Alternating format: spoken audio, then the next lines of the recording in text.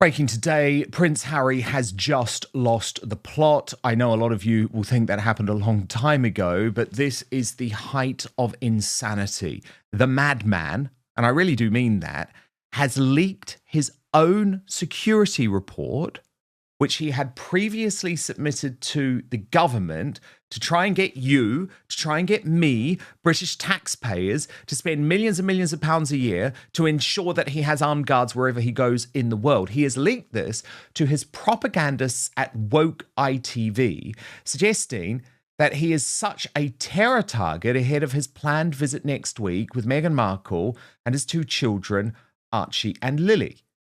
Now, Meghan's real fear is that no one's going to turn up or that she will be booed.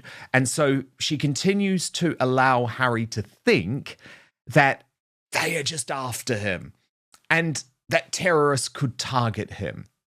Of course, this is a report that he paid for himself, so it should immediately be dismissed by the mainstream media. But instead, the Woketopians at Woke ITV and the Good Morning Britain show decided that this was headline news. Announcing just days before Prince Harry is expected to return to the UK, ITV News has seen a confidential security report claiming the Duke faces 6 terrorist threats, 5 of which allegedly originate in Britain.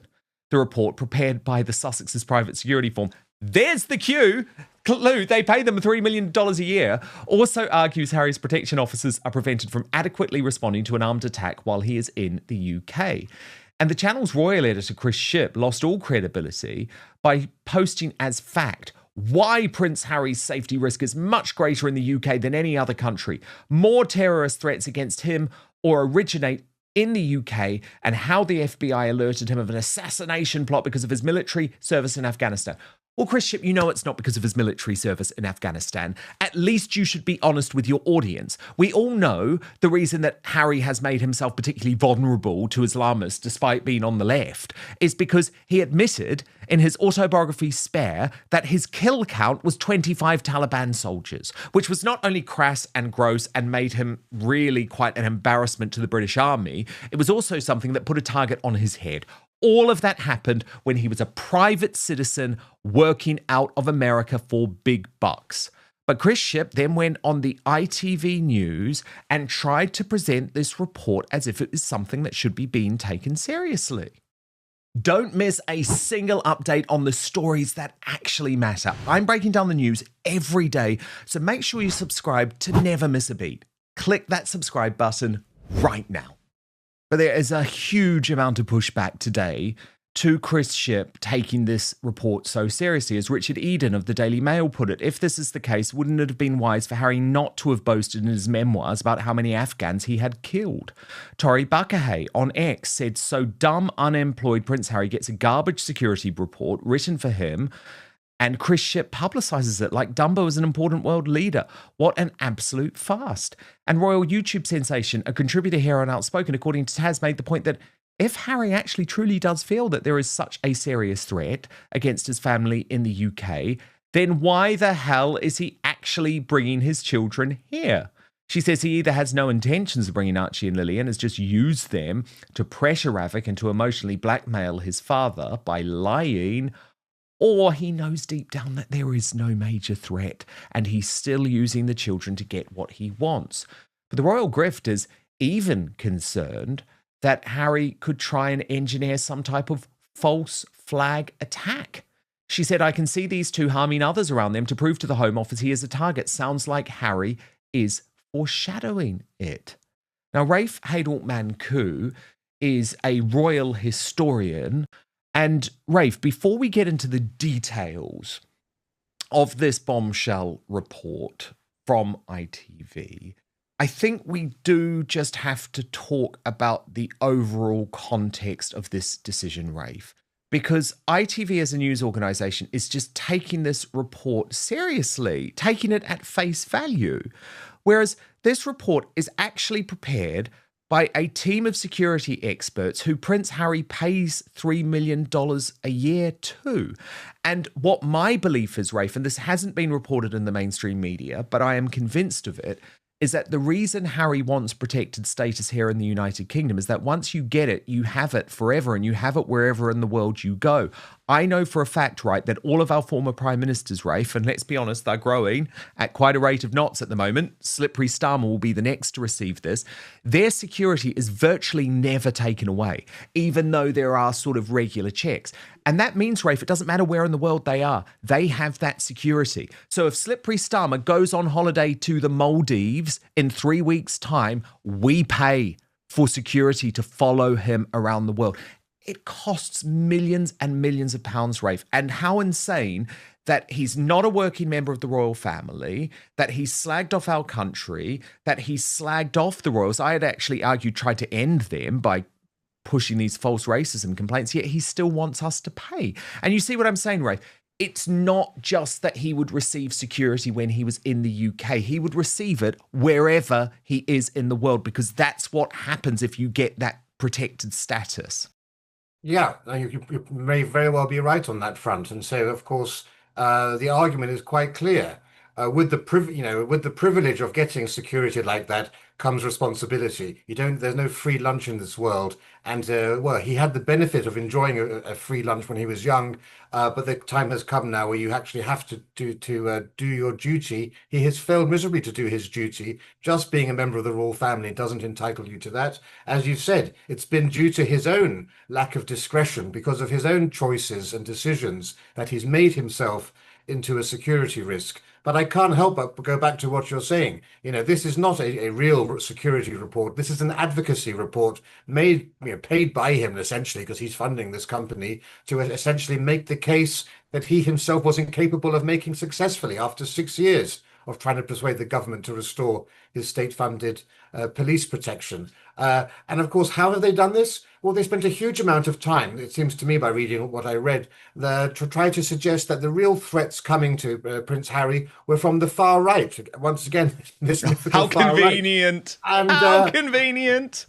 And I thought, really, because all the online far right that I've read have been really anti-monarchy. So I don't really think, if there is this real far right, that they are monarchist in any sense whatsoever. And they just don't have any interest in dealing with the royal family at all. So that's the first thing I would point out, that, I don't think Prince Harry would be on the radar of anybody on the far right because he's a traitor to the monarchy. I mean, many of them regard members of the royal family themselves as being traitors to the monarchy. So that certainly doesn't hold true. The second thing to say is, my God, we've just had in the last few days the Princess of Wales popping up on a three-peak challenge without having, which obviously is a very highly risky place to be, open to everybody. Not a very easy place, if you had knowledge of that, where you could go and strike there. So we have members of the royal family quite clearly. She was just recently outside of the royal box at Wimbledon, going to other places as well, which we may discuss later. Point is, other members of the royal family are willing to take more risks with their lives.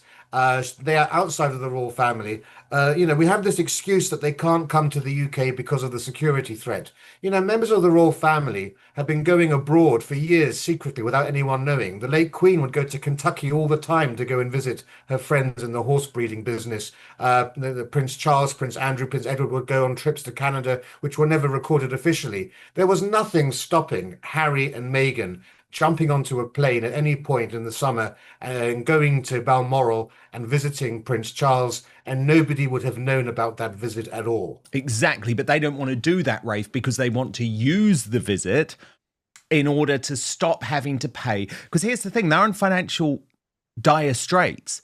And we know that their annual security bill, Rafe, is $3 million a year. They can't afford to keep paying it. Do you see what I'm saying? So that's why they want to force the British government to give it so they can stop paying it. By the way, I'm so glad that you mentioned Catherine, because of course the Three Peaks is a great example, but I think this Wimbledon example is actually even more telling, Rafe, because look at that today. So she's on court 18, I think, Rafe, if you know Wimbledon. And look, people are passing behind her. Do you see that? And as Royally Sage put it, she's sitting there where people can walk by without drama, about security. This is the future Queen of England. And so Harry is trying to create a dire situation here. I do think a lot of this is because he has gone a bit mad, and there's a lot of psychedelics involved. There's a lot of marijuana involved. He's been very open about that. And of course, we know Meghan Markle has really tried to increase his paranoia. Like if you think about the Netflix Harry and Meghan documentary, Rafe, she wanted him to be so worried about the fact that there were paparazzis following their car in New York City. And she was really trying to push him to be afraid of that. I mean, the irony of that, given this is the woman who used to, hello, paparazzi, come and follow me. I'm going to be at Soho House at this time. I mean, the irony of that. But also, if you're a supportive wife, you should say, darling, it doesn't matter. Paparazzis always follow celebrities in New York. It's not a big deal. But she wasn't doing that. She was trying to make him feel afraid. So I do think that has been an aspect of this. A single public appearance, one standing ovation, and suddenly the debate surrounding Prince Harry and Meghan Markle's security concerns is making headlines once again. After Princess Catherine appeared at Wimbledon looking relaxed and warmly received by the crowd, some royal commentators argued that the event highlighted a sharp contrast with Prince Harry's long-standing concerns about security in the UK. Supporters of Harry say the comparison is unfair. Critics say it raises important questions. So why has Wimbledon become the center of another royal controversy? For years, security has remained one of the biggest issues surrounding Prince Harry and Meghan Markle. Harry has repeatedly argued that he believes his family faces unique risks when visiting the United Kingdom. Those concerns have led to legal challenges and public statements that continue to divide opinion. Meanwhile, Catherine, Princess of Wales, made a highly anticipated appearance at the Championships, Wimbledon, receiving an emotional welcome from spectators. That moment quickly became part of a wider public conversation. Following Catherine's appearance, some royal commentators suggested it demonstrated the confidence the royal family has in existing security arrangements for senior working royals. Others argued that comparing Catherine's situation with Harry's is misleading. Supporters of Harry point out that his security circumstances changed after he stepped back from official royal duties. Critics respond that the current arrangements are based on established procedures rather than personal preference. The result has been another intense online debate. Yes. Do you want to call it coercive control? Yeah, I don't know. I do think so. I do think The Duchess of Duplicity has form here, right? Firstly, of course, she's very much a Montecito princess, and if you look at the security details surrounding great American movie stars or American pop stars, I mean, they have a larger security detail than members of the royal family. So she probably has dreams of being like an Oprah Winfrey or a Kanye West, or I don't know many American singers of the moment now to cite other great celebrities, but I think she may want the status of having that sort of security detail around her. But of course, you put your finger on it earlier on. I think she's trying to wind up Harry as well and make every possible gambit that the British government won't grant security status, and therefore Prince Harry won't take her over there because she doesn't want to be booed. She never wants to come to this country. So she's trying to convince Harry actually that he'll never be able to take his family over there. I think that's deeply at the root here, because the one thing she can't stand is the idea of being rejected by the British public, and she knows that that's inevitably going to happen if she comes over. Totally. And she's so scared about being booed, of course. But look, Rafe, let's go through the report, because, Chris Schiff is taking it very seriously. And this report is what has been sent to RAVIC, which is the government committee that decides whether Harry is under threat. So Chris Schiff reports that he faces an elevated risk from terror plots. And he argues that he is the focus of 6 terrorist plots, 5 of which originated in the UK. That is according to what he describes as a highly sensitive security report seen by ITV News. Now, this hasn't been leaked by the government, okay? This has been leaked directly from Prince Harry and his team to Chris Shipp at Woke ITV.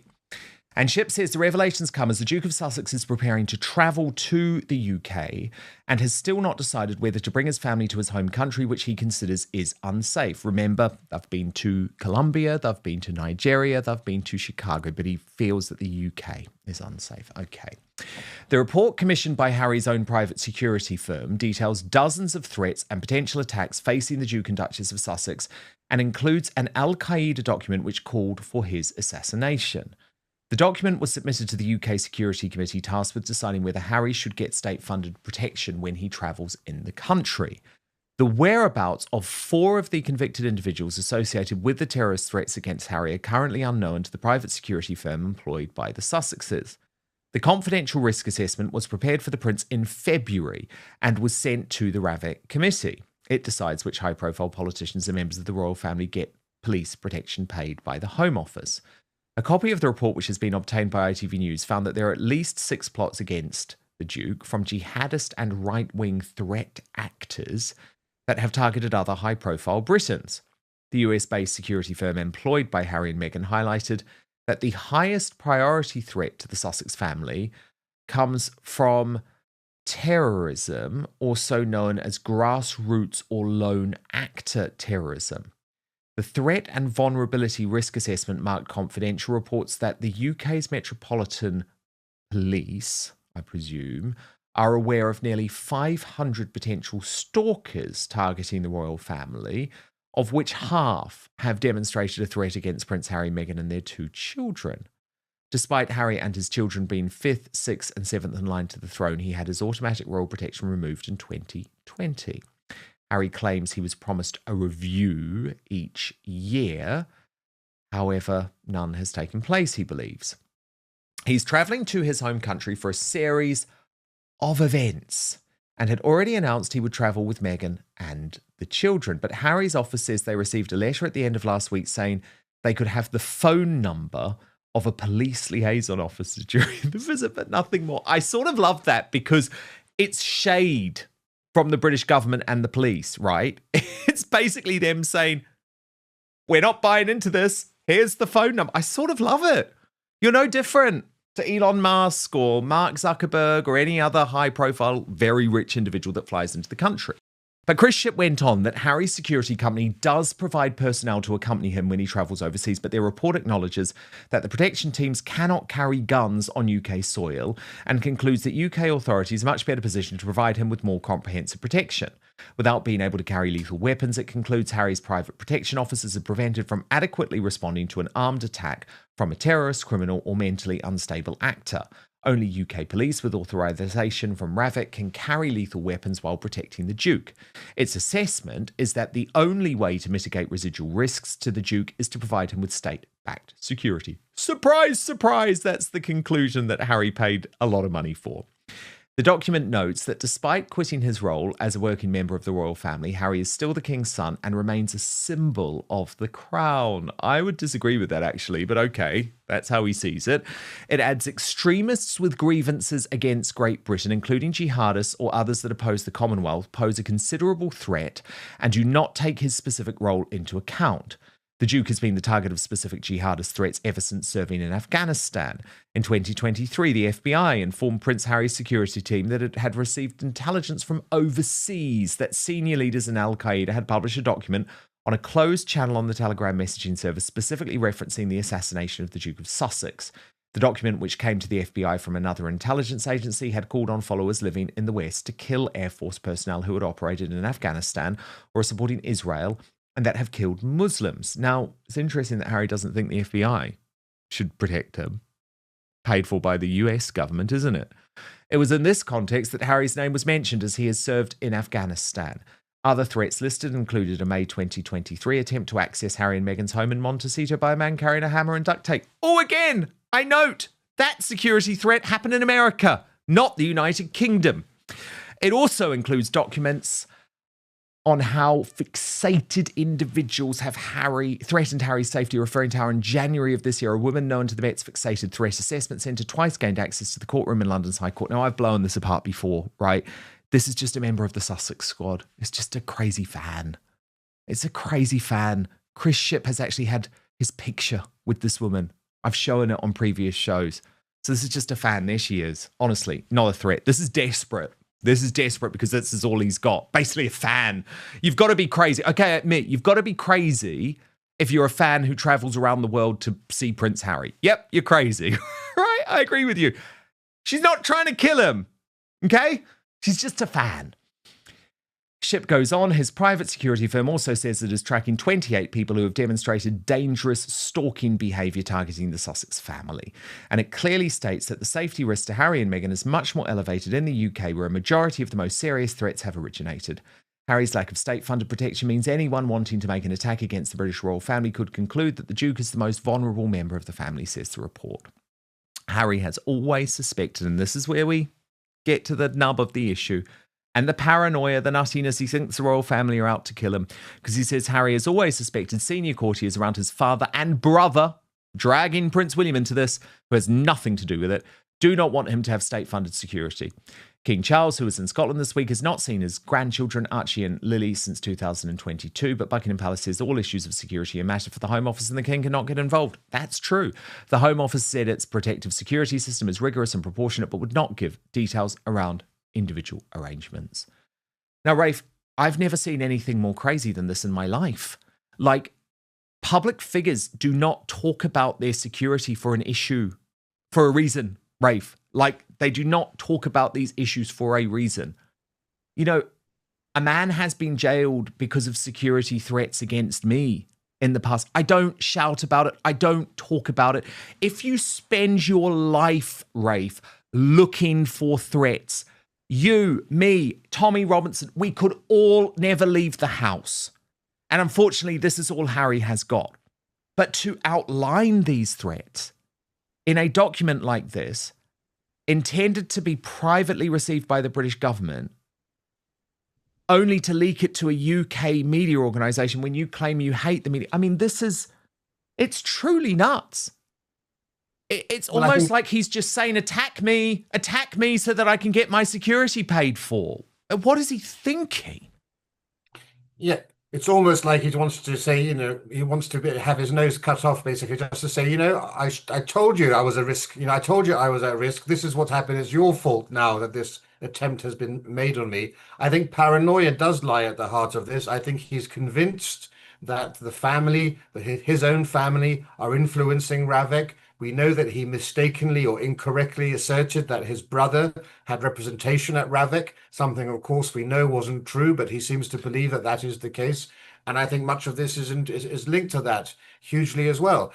But you put your finger on it earlier on. You know, I would say that there's a much higher risk of an attack on someone like Elon Musk, who we know that the far left, with all of their extremists, loathe and detest. If Elon Musk comes to the UK on an unofficial visit, he won't get security details, yet he's at far higher risk. He will just have to deal with his own security risk. Why does Prince Harry think he's entitled to a greater level of security than that as well? Now, exactly, because if there is a specific threat, Rafe, sorry to interrupt, but it's a really important point.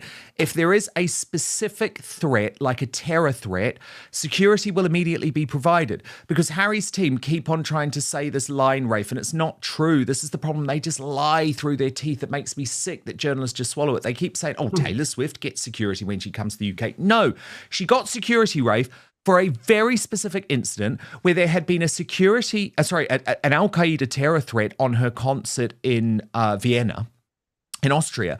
And then do you remember what happened with Axel Ruda Cabana? Where did the stabbing take place? At a Taylor Swift dance class. So as not to lose Taylor Swift's concerts, which were bringing more than £1 billion into the UK economy, she was given government security for that one tour. The Eras tour. That was it, because there was a specific threat.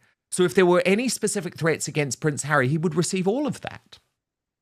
Yeah, I was just going to make that very same point. You know, one of the great things about this country is we have one of the world's greatest secret service systems, both with MI5, MI6, and with GCHQ.